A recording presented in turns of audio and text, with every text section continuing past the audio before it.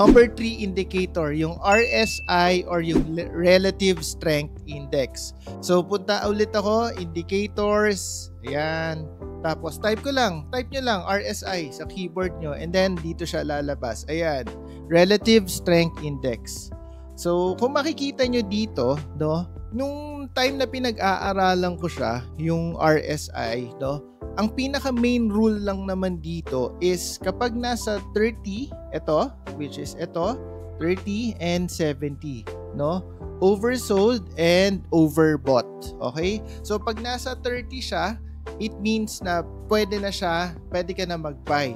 Or kapag nasa 70 and above ka, pwede ka na mag-sell. But of course guys, hindi nyo siya gagamitin na parang Bible It's more of like i-align nyo pa rin sa mga confluences nyong nakita. Hindi nyo siya pwedeng gamitin na porket nasa 30 is bibili na kayo agad. Hindi siya ganun, okay? So mas maganda na i-align nyo din sa iba para mas meron kayong conviction and mas maganda yung probability nyo sa mga trades.